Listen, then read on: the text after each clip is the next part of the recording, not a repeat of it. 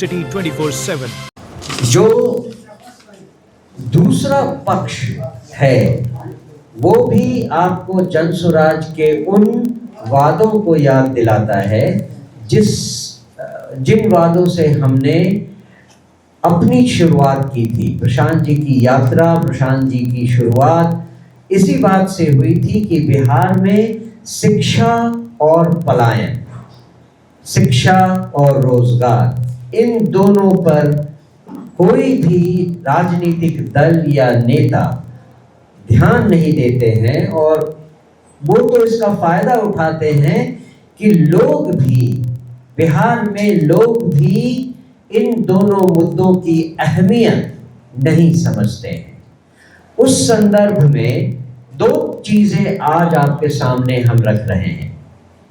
एक जो मैं आपको ब्रीफ करूंगा थोड़े डिटेल में, वो है PhD holders and research scholars association of Bihar, जिन्होंने 4 तारीख से मेरे ख्याल से गर्दली बाग पर धरना शुरू किया था और उनमें से कई लोग अनशन पर थे, भूख हड़ताल पर थे।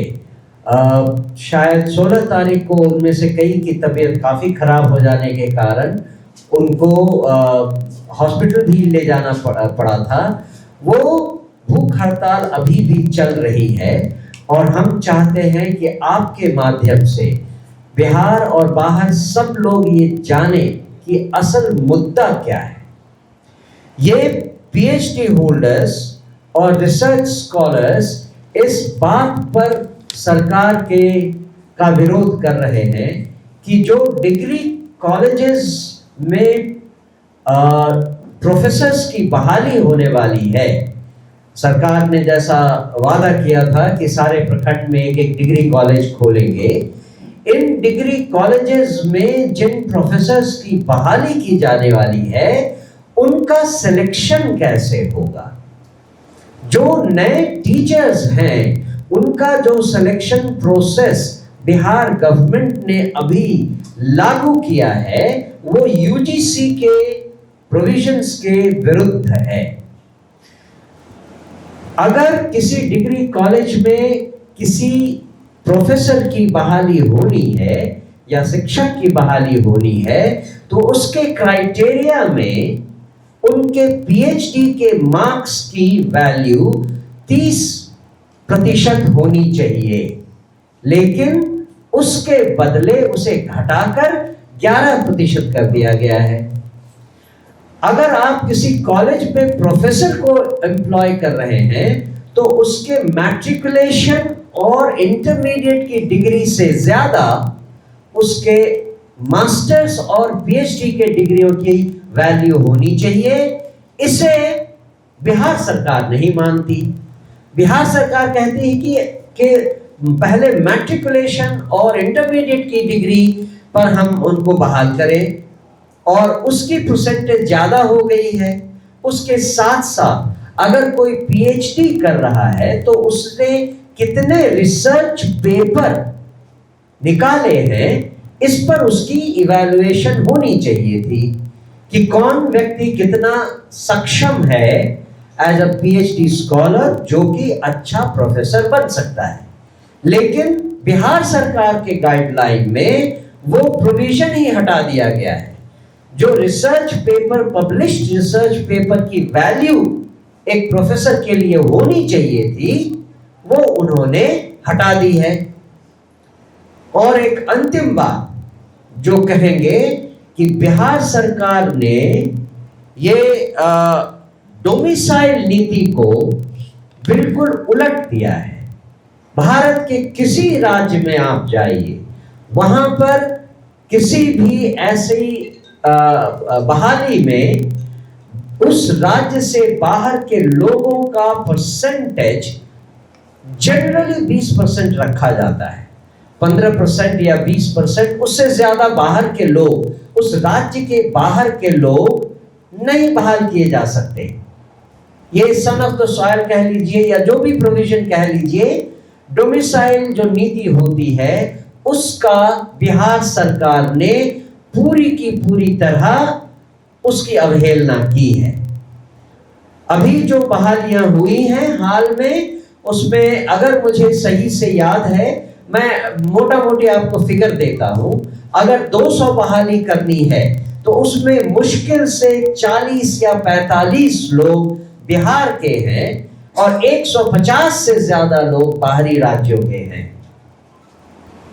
ये बिहार के लोगों के साथ नाइंसाफी है और इस पर जो भूख हड़ताल चल रही है, जनसुराज उनके साथ खड़ी है। छात्रों से संबंधित जो दूसरा महत्वपूर्ण मुद्दा आज हम आपके सामने लेकर आए हैं, उस पर मैं चाहूंगा कि हमारे राष्ट्रीय स्पोक्स पर्सन, राष्ट्रीय प्रवक्ता कुमार सौरभ आपके साथ साझा करें अपनी बात। धन्यवाद।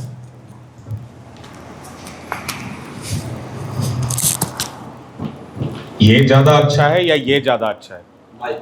माइक से, माइक ज्यादा अच्छा है। ओके, देखिए, मेरे ख्याल से बिहार ही नहीं, पूरा देश इस समय छात्रों और युवाओं के आक्रोश से पूरी तरीके से परिचित है और उस आक्रोश में हाल ही में प्रधानमंत्री जी के द्वारा की गई एक टिप्पणी को भी उतना ही महत्व दिया जाना चाहिए। इसलिए आज की इस प्रेस वार्ता का प्रारंभ हम 2 लाइन से करना चाहते हैं कि जो रोक नहीं पाए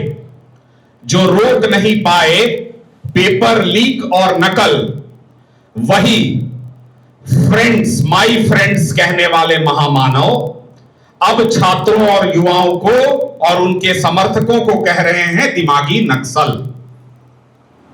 भाई, छात्र और युवा किस चीज की मांग कर रहे हैं इससे हम सब परिचित हैं, लेकिन एक अप्रत्याशित बात कल बिहार में हुई है और आज का ये प्रेस वार्ता एक प्रकार से जो बिहार में सम्राट जी की सरकार है और उनका किस प्रकार से युवाओं और छात्रों को छलने का काम किया जा रहा है, ये जनसुराज सबूत के साथ आपके सामने रख रहा है। मुझे ऐसा विश्वास है कि अभी तक मैंने मीडिया में इससे संबंधित कोई बात नहीं देखी है। ये एक पत्र आपके सामने है। ये पत्र कल 19/8/2026 का पत्र है। इसकी कॉपी 20 पेज का ये ऑफिशियल डॉक्यूमेंट है बिहार सरकार का। इसकी कॉपी आपको प्रोवाइड कर दी जाएगी। इस पत्र का लव्वोलुआब यह है कि आप सब जानते हैं कि बिहार विधानसभा चुनाव के बाद स्टूडेंट क्रेडिट कार्ड जो योजना थी, जो 2016 में 7 निश्चय 1 की महत्वाकांक्षी योजना थी, जिसको नीतीश कुमार जी और तब हमारे जनसुराज के सूत्रधार आदरणीय प्रशांत किशोर जी का ब्रेन चाइल्ड था ये 7 निश्चय 1। और उस योजना के अनुसार बिहार में या बिहार से बाहर कहीं भी शिक्षा ग्रहण करने के लिए बिहार के छात्रों को 4 लाख रुपए जो इंटरेस्ट फ्री लोन है वो प्रदान किया जाता था और इसमें किसी प्रकार की कोई कॉम्प्लिकेशन नहीं हो, इसके लिए डीआरसीसी के माध्यम से यह लोन छात्रों को प्रदान किया जाता था। आपको पता होगा कि बिहार विधानसभा चुनाव के बाद बिहार की जो वित्तीय स्थिति हुई, बजट के बाद जो जो बातें हमने की थी, हम जनसुराज ने की थी प्रेस वार्ता के माध्यम से, वो एक एक तथ्य सत्य हुआ। और पिछले 3 से 4 महीने में लगातार जनसुराज ये प्रश्न उठाता रहा कि छात्र जो बिहार में हैं और छात्र जो बिहार से बाहर हैं, उनके सेमेस्टर का फी क्यों नहीं दिया जा रहा है। और लगातार सरकार डिनायल मोड में रही कि नहीं, पैसे की कोई कमी नहीं है। जब हम लोगों ने इसको बार बार उठाया तो 1.5 महीने, बांकीपुर चुनाव से 1 महीने पहले उसकी एक किस्त भेजी गई। पिछले बुधवार को कैबिनेट का बैठक हुआ। उस कैबिनेट की बैठक में 9,000 करोड़ लगभग रुपए जो है उसकी 950 करोड़ रुपए की स्वीकृति दी गई और 5 साल का इस योजना को एक्सटेंशन दिया गया। 2026 से 2031 तक 7 निश्चय के अंदर स्टूडेंट क्रेडिट कार्ड योजना जो है, जो डीआरसीसी से दिया जाता है, इसको 25 से 31 तक एक्सटेंशन दिया गया था पिछले बुधवार को कैबिनेट की बैठक में। और कल ये पत्र के माध्यम से बता दिया गया है कि अब जो वो 4 लाख रुपए का जो ऋण होता था वो मात्र 2 लाख रुपए रह जाएगा। फिर से मैं दोहरा रहा हूं, 4 लाख रुपए की राशि को घटाकर बिहार की सरकार, सम्राट चौधरी जी की सरकार ने 2 लाख रुपए कर दिया है। तो मुझे अब ये बताएं कि बिहार में वो कौन सा कोर्स है। आपने जितनी चीजों की लिस्टिंग की है, चाहे वो नर्सिंग की पढ़ाई हो, चाहे वो बाकी की चीजों की पढ़ाई हो, जो आपके ही इस डॉक्यूमेंट में लिस्टेड है, उसमें कहां आप बताइए कि 2 लाख रुपए में कौन सी पढ़ाई करवाई जाती है बिहार में। और वो छात्र जो आपके इस ऋण के सहारे पढ़ाई करने का ख्वाब देख रहे थे, वो अब पढ़ाई कैसे करेंगे और उनको कहां जाना पड़ेगा। इसमें एक और कैच है। पहली बात तो यह है, आपको जानना चाहिए कि 2 लाख से ऊपर का अब ऋण लेने के लिए आपको बैंकों के चक्कर काटने पड़ेंगे। दूसरी बात, जो 2 लाख से ऊपर का ऋण है उसको अब टैग कर दिया गया है। प्रधानमंत्री जी की एक महत्वाकांक्षी योजना थी, उसके साथ उसको टैग कर दिया गया है। दूसरा, 2 लाख से ऊपर का जो भी लोन होगा उस पर अब इंटरेस्ट देना होगा बिहार के बच्चों को। और ये जो योजना है, इसको अब एक और सबसे बड़ा जो झटका लगने वाला है कि NIRF यानी national institute of ranking framework में जो लिस्टेड इंस्टीट्यूशन हैं, सिर्फ वही इस 2 लाख की योजना में शामिल हो पाएंगे। यानी बिहार के मैक्सिमम कॉलेजेस जिसमें हमारे बच्चे पढ़ रहे थे, वो उसमें 2 लाख की योजना का भी लाभ नहीं। भाई, बिहार में होना ऐसा चाहिए था कि 4 लाख, आपको 202 सीटों का बहुमत दिया बिहार ने, आपको यह बढ़ाकर 4 लाख से 6 लाख कर देना चाहिए था। तो आपने 4 लाख से 2 लाख कर दिया। और NIRF के तहत ज्यादातर जो इंस्टीट्यूशन है बिहार में, वो पहले ही छट जाएंगे। जो सिर्फ प्रेस्टिजियस इंस्टीट्यूशन हैं, जो बड़े संस्थान हैं, सिर्फ वो रहेंगे। और आज कोई प्रेस्टिजियस इंस्टीट्यूशन का फीस, पूरे कोर्स का फीस 6 लाख, 8 लाख, 10 लाख रुपए से कम नहीं है। तो बिहार की सरकार और सम्राट चौधरी जी को यह जवाब देना चाहिए कि बिहार के छात्रों के साथ यह धोखा और चुपके से क्यों किया गया। यह कहीं भी मीडिया में नहीं है, इसको प्रकाशित नहीं किया गया है। एक तरफ युवाओं से रील बनवाने के लिए और उसका व्यूज पर 10,000 रुपए की आप प्रोत्साहन राशि देंगे कि सरकार की तारीफ करिए, हमारी बड़ाई करिए, आपको हम पैसा देंगे। लेकिन छात्रों का, उनके हक का 4 लाख रुपए को 2 लाख कर दिए। कहीं मीडिया में इस पर एक शब्द नहीं है। इसकी कॉपी हम आपको प्रदान कर रहे हैं।